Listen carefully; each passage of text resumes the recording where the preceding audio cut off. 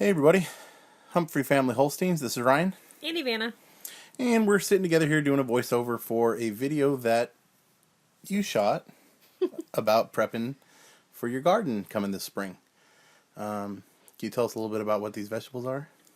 We have some steak sandwich hybrid tomatoes, some straight neck squash, green beans, broccoli, igloo lettuce, bush sugar baby watermelon, jalapeno peppers, some yellow onions, some cantaloupe, some green onions, and cilantro. So I've never done a garden before, so this was kind of interesting to me that you actually start indoors in kind of this little pan type thing. Tell us about what this is. This is just, well, pretty much what you said, a starter.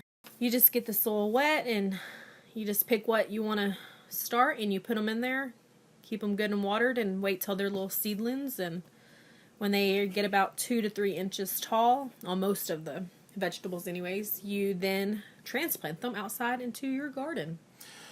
Yeah, I thought it was interesting. When you poured this amount of water, I was like, wow, that's way too much water. But we ended up going through, what, two pitchers? So pretty much a gallon of water.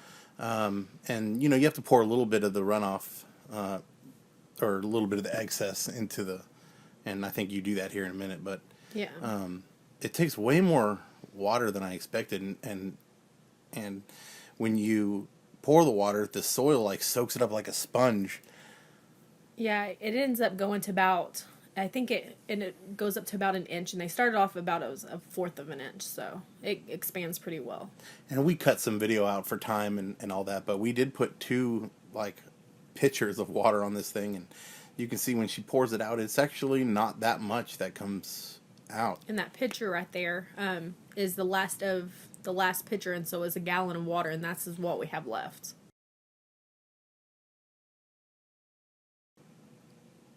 And hoping not to spill it on my floor. Should have put something down under. Just a tip for anyone else.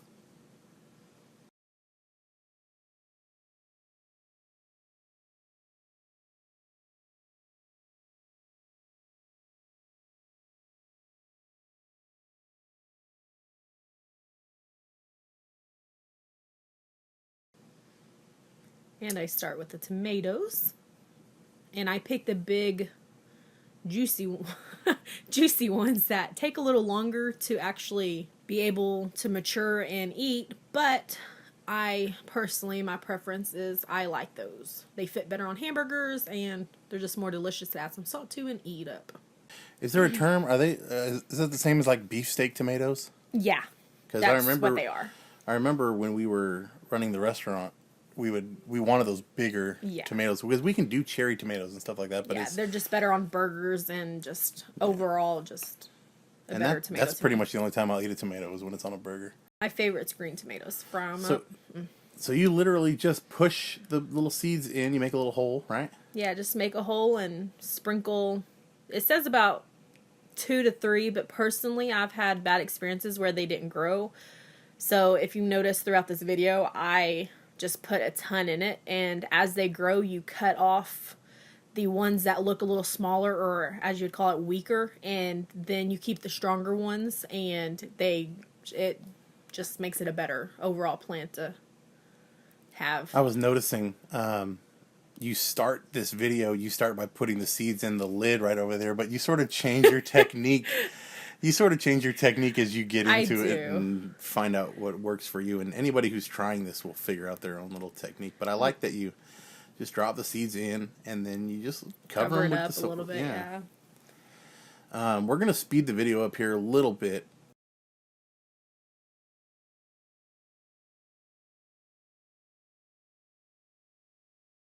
These are my straight neck squash. Okay. And just to put this out there, I do not eat squash even a little bit. And neither do the kids. I am the only one that does squash. So these are for you. But squash, fun fact, is they are available year-round. If you like prune them and take care of them, and I don't know if prune was the word, but take care of them, groom them, you can keep them year-round, and they don't die. These seeds look bigger than the other yeah, ones? These are a lot bigger. Are they all different sizes and colors? And yeah, it just really depends on what you're planting. And right now I'm doing, I think, green beans. I love me some fresh green beans. Yes, and this is why we had those. So you had the squash for you, and the green beans are for I. Because seriously, you and the kids all like green beans. I don't like canned green beans though, No. and I know the kids will eat them. Kids do, but sometimes fresh is better. Sometimes people make the canned green beans with like bacon and stuff, but every time I've had fresh green beans with a little bit of garlic and a little bit of maybe bacon in it or something like that, man, it's. And the way you make it, I saute it in butter and garlic powder and salt and pepper, and he eats it up. And this right now is actually lettuce. The one before was broccoli. We're on lettuce now. I like the way you cook broccoli too. I don't like cold raw broccoli, but again, broccoli, saute in butter and garlic powder, salt and pepper. You got a technique down, don't you? I do. Butter and garlic can do about anything. I think right now we're on, jalapenos. And those are mine too. And those are all his. Me and the kids do not eat jalapenos. Yeah, that's jalapenos. As you can see, I put a ton of jalapeno seeds into each one just because, well, I wanted to. Just to make sure they grow and don't have any duds in there. Now we're putting in white onions, and I go through a ton of onions just cooking in general with anything and everything, and fry up some onion rings, just whatever. I like that we got a bunch of ingredients to make salsa. Yeah. Because I love chips salsa. I love fresh salsa. Oh, it's delicious. And this is the green onions, and I pretty much eat those on anything and everything. This is cilantro, actually. Oh, yay. Husband hates cilantro. Kids don't like it. I love it. I can eat it as a salad by itself. And as you can see, my technique changed, and I'm just pouring, these are the same tomatoes as before. I just made extra. And as you can see, I just kind of got tired of the little pinching and putting them in and just poured them in. And now I found excess seeds in my lid, so I decided to pour them off before I made stuff cross. And it says you got to keep this lid on there, right?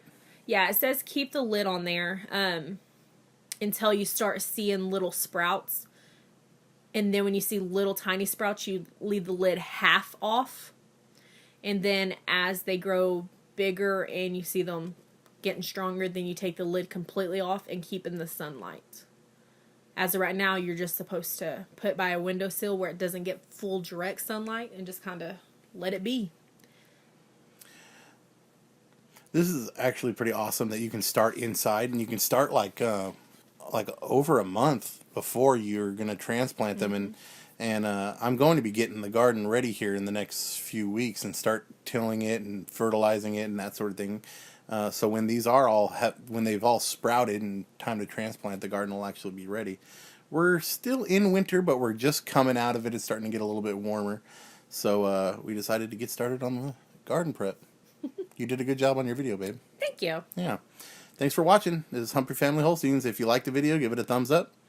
And if you like us, subscribe. There you go. We'll catch you on the next one. Bye. Bye.